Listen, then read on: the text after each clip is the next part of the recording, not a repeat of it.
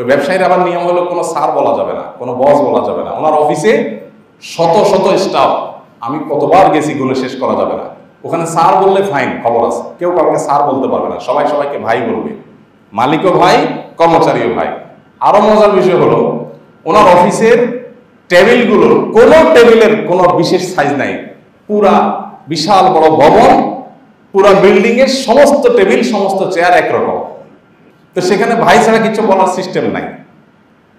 এদেশেও কিছু ভালো মানুষ আছে, আমরা চিনি না, জানি না, বা তাদের কদর আমরা করতে পারি না। আল্লাহ রাব্বুল আলামিন শত শত কোটি টাকার ব্যবসা বাণিজ্য দিয়ে রেখেছেন, অনেক বড় ব্যবসায়ী, হাজারো মানুষ তার অধীনে কাজ করে। তো ওনার বাসায় একবার দাওয়াত দিয়েছেন, আমি গেলাম। ওনার 2-3 জন গাড়ি চালক আছে, 2-3টা গাড়ি যেগুলো ওনার ফ্যামিলি আত্মীয় স্বজনদের ব্যক্তিগত কাজে ব্যবহার হয়।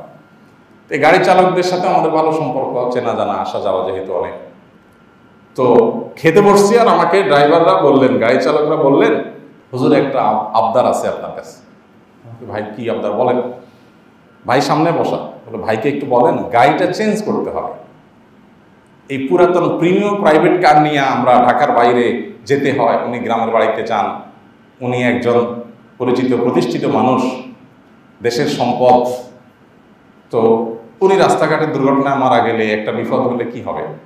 ওনাকে বলেন একটা ভালো গাড়ি কেনার জন্য। আমরা আজ অনেকদিন ধরে বলতেছি, উনি কোনো কথা শুনতেছেন না, এই পুরান গাড়িটা চলা যায় না।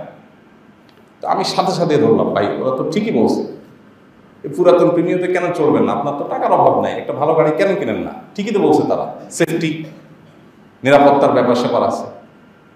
তো উনি আমাকে বললেন, ভাই সত্যি বলতে এই গাড়িতে কোনো সমস্যা নাই, টুকটাক সমস্যা তো সব গাড়িতেই থাকে। মুশকিল হলো আমি যেখানে থাকি এখানে নিচের সব হোমরা সমরা অনেক উনি ভাড়ায় থাকেন। ওনার নিজস্ব কোনো বাড়িও নাই, কোনো ফ্ল্যাটও নাই, কোনো প্লটও নাই ঢাকায়। শত শত কোটি টাকার মালিক, হাজার হাজার কর্মচারী, ঢাকায় কোনো বাড়িও নাই, কোনো ফ্ল্যাটও নাই, কোনো প্লটও নাই। সম্প্রতি একটা জায়গা থাকার জন্য আমরা একসাথে একটা মাথা গোঁজার জন্য একটা জায়গা নিয়েছি, সেখানে অনেক মানুষ, 20 জন মনে হয়, এর মধ্যে উনিও আছেন। সেটা শুধুমাত্র দিনই কারণে একটা শেয়ার নিছেন, তাও আমাদের সাথে।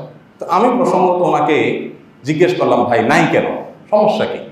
একটা ফ্ল্যাট থাকার জন্য থাকতেই পারে। উনি বললেন যে ভাই ফ্ল্যাট মালিক বা বাড়ি মালিকের একটা ভাবসাব চলে আসে, অহংকার চলে আসে।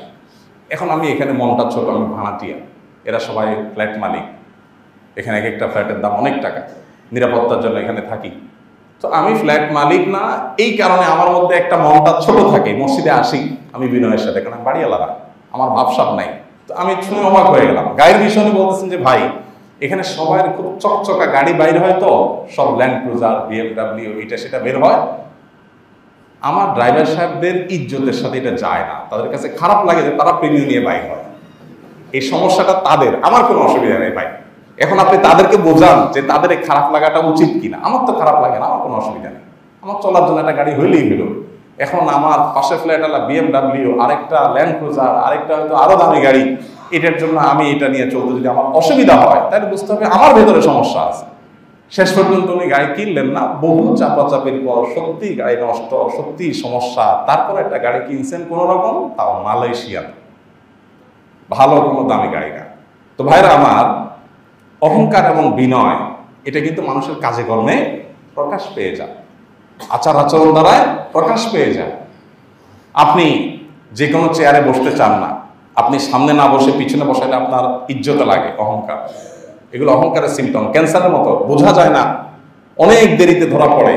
আপনি ভিতরে অহংকার লালন করছেন যে আপনি টেরই পাচ্ছেন না, নিজের অজান্তে অহংকার করছে। এই জন্য নিজেকে বিনয়ী করার চেষ্টা করা। আল্লাহ তাআলা আমাদেরকে ছোট থেকে বেঁচে থেকে নবী করিম সাল্লাল্লাহু আলাইহি ওয়াসাল্লামের অনুসারী হিসেবে বিনয়ী হওয়ার তৌফিক দান করুন।